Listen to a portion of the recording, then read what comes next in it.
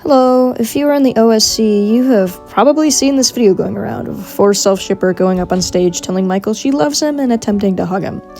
It's become another one of the infamous fandom incidents that seems to happen every year at object show tours. Usually the things that happen at the tour that become widespread aren't really that serious, such as the case with 4Memer. But this instance is interesting because it does technically qualify as something serious. What this girl did falls under the category of assault, but what if I said I feel like the OSC's making this a way bigger issue than it actually is? Okay, I understand that sounds like a weird thing to say after I just explained how this is an actual problem, but I don't believe people are handling this properly. I've seen most responses to the whole situation be blatant harassment to the person in question. A lot of people are seeming to forget that this person is 12 years old. Yeah, 12! They aren't even a teenager yet. I usually don't make commentary videos on things that I know will get me a lot of pushback from people, because people get too caught up in their own emotions to think critically. But I am gazing at this from a completely unbiased view. But internet user Kitten Comics, what would you know about this? I saw the video and it clearly shows her doing something bad. What else is there to say? She needs to be harassed for everything she did and shunned off the internet. Well, angry viewer, allow me to introduce myself and explain why I think I'm qualified to speak on this.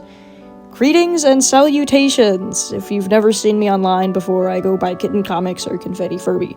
I'm a 19-year-old woman who has been in the OSC since I was around 12 to 13 years in age. I also work with children and have been doing so for around 4 years now, from age ranges 5 to 14. I also have a history with causing and regretting causing online drama with children who had once done vaguely similar things to what is discussed here, in regards to pushing boundaries and not understanding what's okay or not, and the slack and pushback they get for doing so. Throughout my years of being around children and fixing my past mistakes, I have learned and researched a whole lot about children's psyches and how a developing mind works. All of my claims and takes here will be backed up with sources linked in the description. Please listen with an open mind, and I understand this is a difficult topic to discuss. Object shows. We all know them, we all love them, or at least I assume if you're watching an object show drama commentary video you do. The fandom for some object shows has gotten so big that episodes are shown in theaters. With a big fandom comes more opportunities, and before anyone knew it, there were yearly worldwide tours. These served as conventions for object show fans, both young and old, to meet up, sing, dance, and nerd out together. There's exclusive merch, early screenings for episodes, Q&As, and chances to meet the creators of these shows. Over the years, there have been a few instances where a question asked or something said appeared to be odd. The only one I actually think has merit for being awful would be the paintbrush body pillow and the Rule 34 question. Every other situation seems kind of like a nothing burger to me. But as of August 1st, 2026, one of the tours was hosted, and this took place.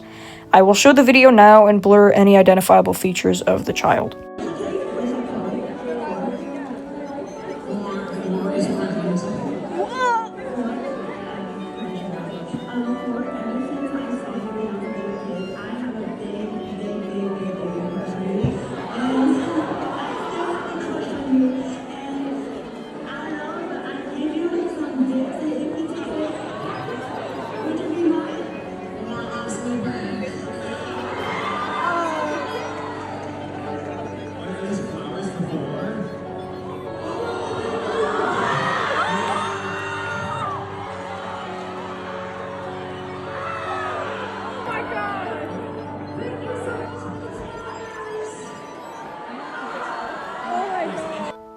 This is what I will be discussing in this video, including the backlash and controversy surrounding this specific instance. Starting off, a lot of people had interpreted this as her attempting to kiss Michael, though other angles of the video and her own testimony prove that the only thing done was an attempted hug. The internet wasted no time at all into posting almost every angle of the situation and exploding out into a frenzy about it. This is unfortunately where most of the common reactions of the internet began, which is harassment. For some reason, a lot of people seem to think that bullying a child will help them learn what they did wrong, when in reality all studies prove this is false. A common response to treatment like this, and one much more prominent amongst children, is called neuroception. Neuroception is the mind and body's automatic response to anything that feels dangerous.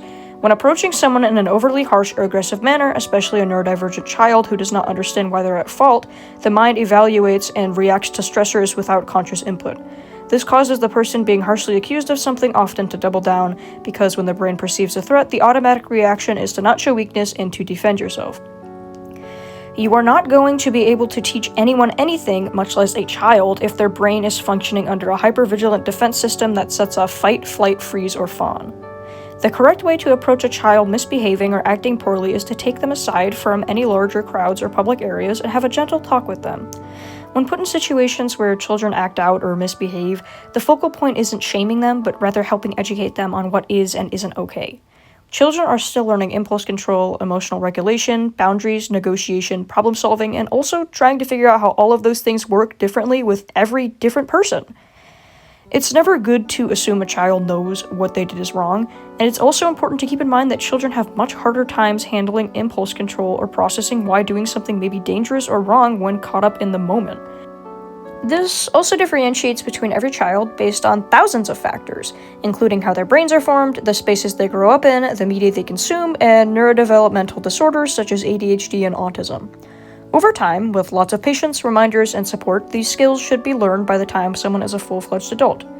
Sometimes children develop faster than expected as well, or they live in spaces where some things they consider common sense aren't even comprehensible to another child their same age. But we can't hold children to the same standards we do adults. To depict this, I am going to use an example I have had with one of the children I work with. I watch children on a farm, and everyone has an equal opportunity to prove they can safely use and manage a variety of tools. We had a 10-year-old one summer find an old battery that had been used, and he decided he wanted to see what was inside of the battery. So, being hatchet certified, he cut it open. Oh boy! Now, for those of you who don't know, which I'd be shocked if any of you didn't, cutting open batteries can cause explosions and fires that are unable to be put out by water or extinguishers. So let's look at this situation from the view of an adult doing this, hypothetically.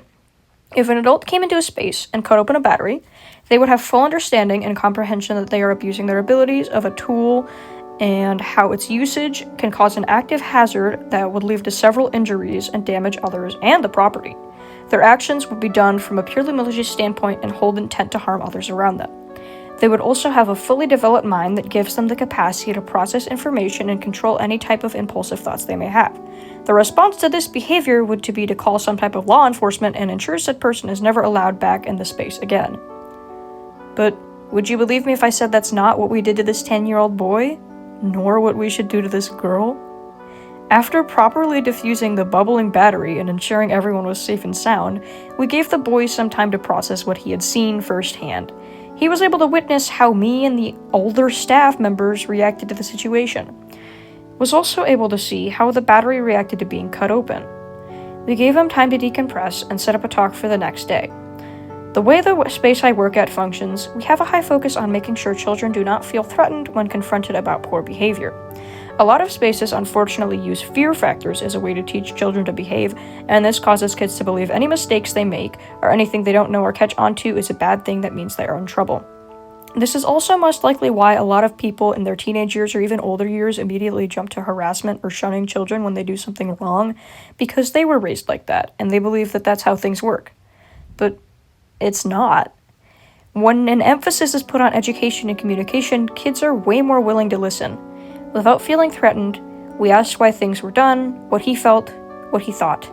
And we told him how we felt, what we thought, and alongside that, we explained why this was a problem. And you know what he said?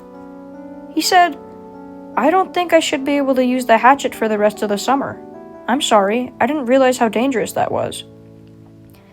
Now, obviously, this story is not an exact representation of what happened at the BFDI XII tour. No hypothetical or other situation brought up for examples usually are one-to-one. But what it does represent is how children react differently when put under stress versus when talked to calmly. This, alongside the resources I have provided, is my proof to back up the claim that sending harassment to children for mistakes they make isn't a productive tool for education or changing behavior. It is also a way for me to display that actions that are seen as obviously bad and immoral when an adult does them are not able to be handled the same when a child does them. If a full-grown adult went up on the tour stage, confessed their love for Michael, and tried to initiate physical contact, this would by all means be a purposeful attempt at assault. And honestly, if people saw that from an adult and were sending them this harassment, I wouldn't say anything, because I believe that that would be fully deserved. But to a young child, hugs often seem like a normal thing you do with those you like, and with someone that she looks up to, it's not a far stretch to think that a kid would want to give a hug to an idol. On the topic of education and communication with children who need to be taught something, I'd hate to be the person whipping out stereotypes here, but I don't think I've ever met a single neurotypical object show fan. I don't even think I've heard of one, for God's sake.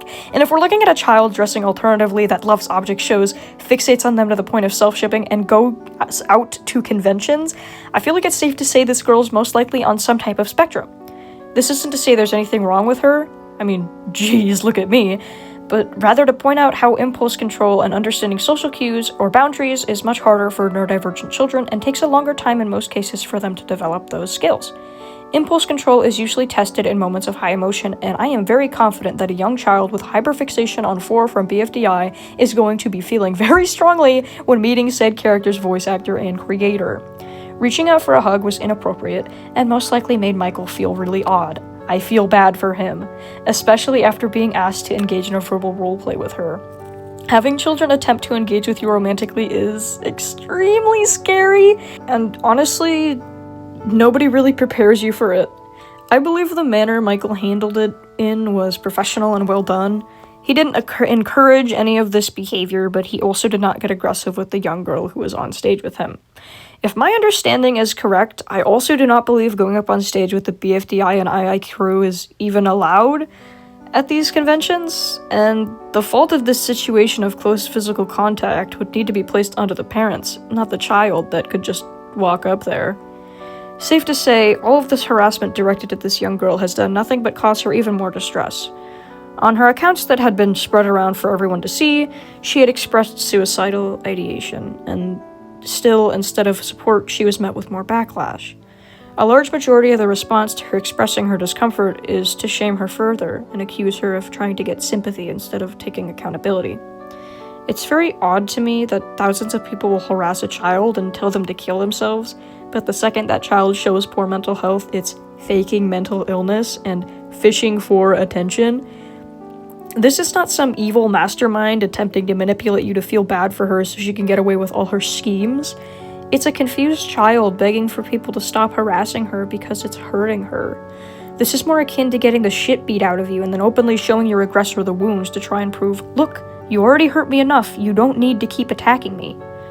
Children are not adults. The internet can't even use the bullshit, well, they're a teenager, so by now they should know better, excuse because this girl isn't even a teenager. The reasons minors can't drink, drive, or consent are all the same reasons why immoral actions or crimes committed by children are handled drastically differently than compared to how they are handled with adults. The OSC has an issue with mishandling young children who act immaturely, which isn't too shocking considering most of the OSC themselves are children. I understand that when you're younger and you see someone the same age as you doing something that you know isn't okay, it makes sense to that jump to conclusion of, well, I know that that isn't okay, so they should too. But I hope my explanations on childhood development here could put some of those misguided thought patterns at ease. Bottom line of all of this, don't attack kids for doing stupid, embarrassing things. Let their families and support systems handle it. If you see something like this, don't pick up the phone to record and don't go around on TikTok talking about it. Just know that you saw it and hope for the best. Hope they learn and grow. And definitely don't leak their social media pages or dox them, you freaks. I've been seeing way too many people do that. This is a little kid. I know that this isn't the most amazingly structured commentary video, and I could have probably taken longer, but I have work all week long, and I would rather just get this out and speak my thoughts and get some important information out there before I inevitably am too busy to speak on it. So, yeah. I know this isn't, like, the most perfect video you've ever seen, but my intention was to convey information, not to be some outstanding commentary video that's gonna blow past everything else. As a general disclaimer before I end this video, my account is not for children. As stated before, I am an adult. I have no qualms with teenagers seeing some of my content like this video or simple animations I make, but not everything I post will be friendly for children. If you are under 16, I'd much prefer that this remain one of the only videos you watch that's by me. Thank you so much for listening, continue to think critically, and have a nice day.